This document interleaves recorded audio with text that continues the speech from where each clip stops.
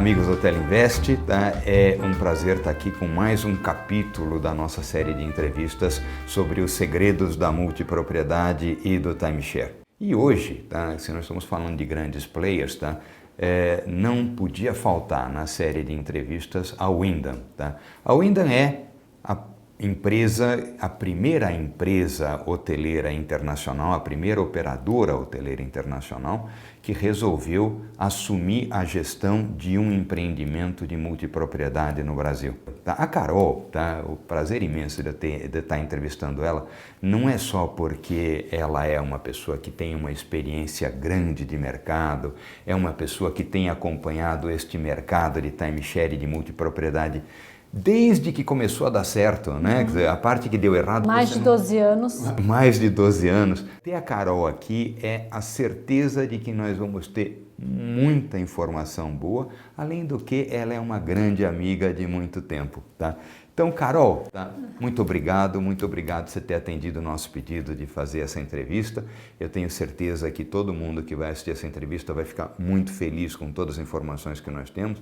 Mas antes de entrar nas informações, me diga o seguinte, como é que você entrou no mundo do timeshare? Fala um pouquinho do teu histórico profissional. Eu conheço, tá? Eu lembro de você na Accor, eu lembro de você na Blue Tree, tá? Mas fala um pouquinho, porque timeshare e multipropriedade não se aprende na escola, né? Quer dizer, se aprende na vida. Tem, né? Ainda não tem. Ainda não é matéria de escola, né? De faculdade. Diogo, prazer estar aqui com você. Você sabe que a gente tem uma admiração enorme por você, aí, por todo esse tempo na indústria, hoteleira, trabalhando juntos aí no mercado brasileiro. E realmente, você sabe que quando eu mudei, eu estava no mercado de hotelaria há 12 anos atrás e eu fui para o mercado de timeshare, de multipropriedade. Muitos amigos, muitas pessoas do mercado me falaram, você é louca. Esse mercado não existe no Brasil, esse mercado aqui não vai dar certo. E eu sempre brinco, eu acho que quando a gente também é um pouco mais nova, a gente decide arriscar um pouco as coisas, né? E eu realmente acho que fui para um mercado totalmente que não existia, mas fui com a esperança de ver o que era, de conhecer. Na Blue Tree teve um proprietário de um hotel que ele quis implantar o timeshare. Foi aí que eu comecei a estudar o assunto ainda na hotelaria. E quando eu comecei a estudar esse assunto, fiz contato com as empresas de intercâmbio, que na época existiam no Brasil, e acabei conhecendo o Alejandro Moreno, que era o diretor da RCI naquela época, e foi aí que ele me convidou para ingressar no time da RCI, com um grande desafio. Era para desenvolver só a multipropriedade, só o fracionado. Meu papel não era desenvolver timeshare. Quando ele me contratou, ele deixou muito claro. Era muito focado no fracionado. Era uma decisão da empresa, naquela época da empresa de intercâmbio da RCI, que eles acreditavam no mercado fracionado, que já estava acontecendo o desenvolvimento no México. E eles estavam esperando que isso acontecesse no mercado brasileiro, das coisas quando você tenta vender. E aí fui para essa aventura do mercado de multipropriedade e timeshare. Fiquei um ano focando o desenvolvimento para a RCI em fracionado. Na época fechamos 3 acordos. Eu digo que esses 3 sim foram os pioneiros, esses 3 projetos foram os pioneiros. E quando a gente se depara com o mercado que não tinha lei, que não tinha nenhuma informação, eu diria que foi uma persistência muito grande apostar nesse mercado, até porque lá fora era muito voltado para um mercado de luxo, de residências de luxo.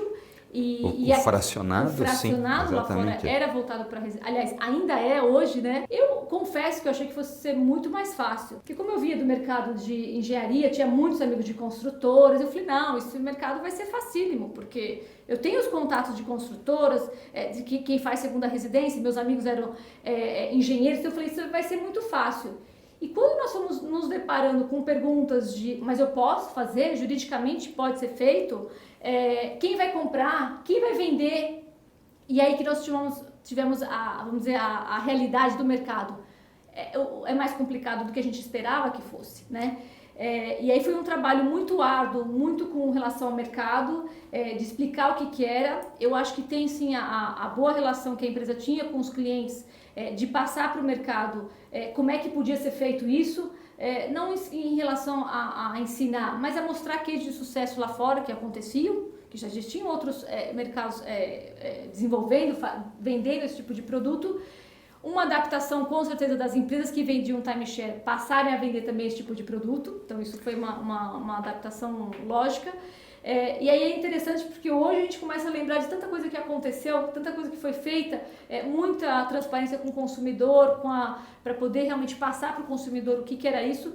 E aí acho que a grande experiência do incorporador, do developer, foi realmente ele adaptar o produto. Então, ele teve a consciência de que um produto de luxo não seria interessante para venda, era muito mais difícil, e ele resolveu adaptar um produto menor, apartamentos menores, realmente para poder vender para uma maior quantidade de pessoas. Você acaba de tocar num ponto muito relevante, tá? Aliás, você tocou em vários pontos relevantes, a gente vai voltar neles. Um deles é a lei, a necessidade da lei para você poder passar a escritura, etc, etc. A gente já vai voltar nele. Mas você acabou de tocar num ponto que foi o seguinte: a multipropriedade, que na época a gente chamava de fracionado, fractional, a gente usava a expressão em inglês, começou com produtos de alto luxo. Começou. Tá? Com produtos onde funciona até hoje, Diogo. Que funciona até hoje. Mas, digamos, o grande sucesso foi com o produto de massa, tô certo? Tá? Sim. Fala um pouquinho disso, quer dizer, não é o tema central nosso, mas como você tocou e como você tem toda essa experiência, eu gostaria muito que você mostrasse como é que foi essa transação. Na verdade, no mercado brasileiro, a questão do timeshare era você vende direitos de uso, então você não vende escriturado.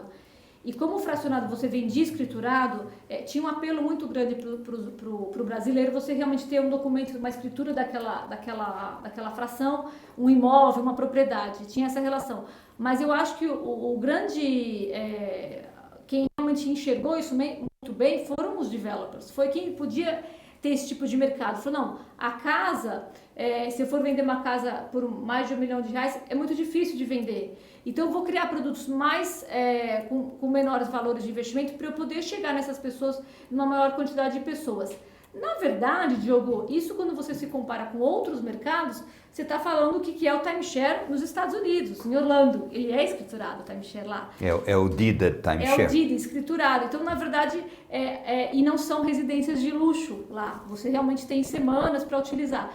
Então, a gente sempre fala que o nosso fracionado, a nossa multipropriedade aqui, nada mais é que o timeshare escriturado que já acontecia realmente nos Estados Unidos. Eu tinha que adaptar um pouco, a gente tinha que criar... e aí acho que é a criatividade do brasileiro, né, do empresariado brasileiro, que eles têm essa facilidade de enxergar realmente quem é o meu mercado que vai comprar esse produto, eu vou adaptar. Eu gostei do fracionado, eu entendo que tem um parecer jurídico, mas eu vou modificar eu não vou vender casas de alto padrão, casas de luxo. Eu vou fazer um produto mais adequado para o mercado. Sensacional. E o produto vem na frente da lei, evidentemente. Quer dizer, agora a gente teve...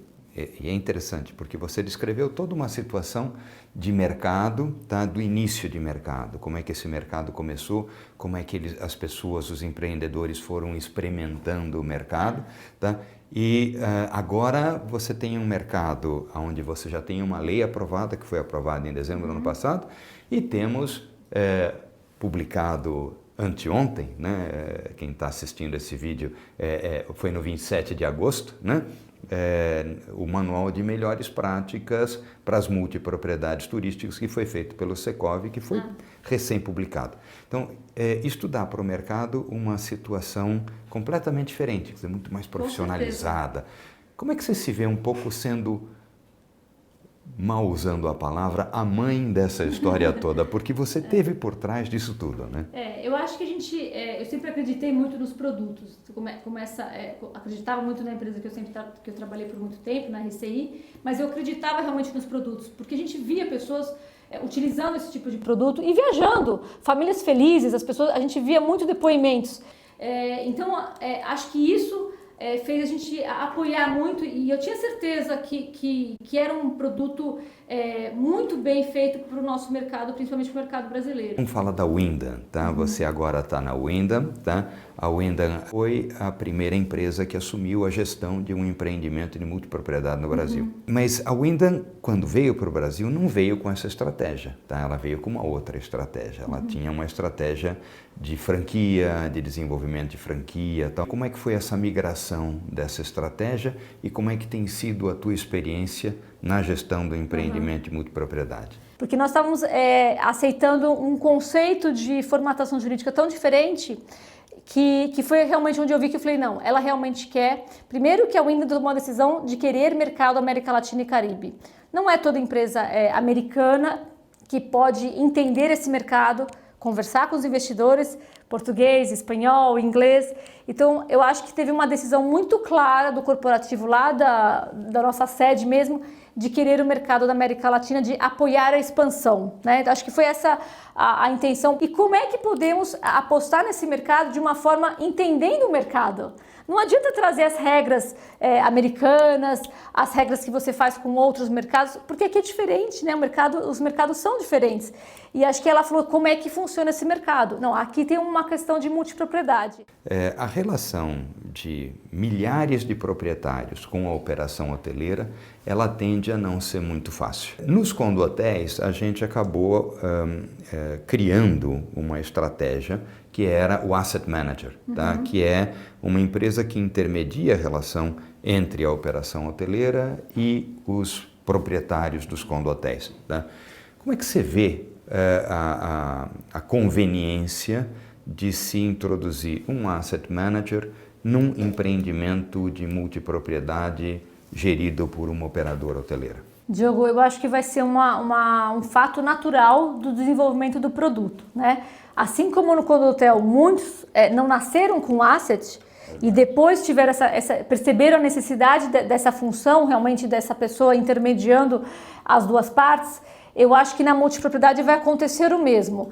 Acho que nada melhor do que ter uma pessoa para você poder conversar, uma pessoa que entenda do assunto, que entenda do mercado, para conversar entre as partes. Tá, então é muito importante que você entregue para o cliente aquilo que você prometeu e que você encante o cliente. Tá?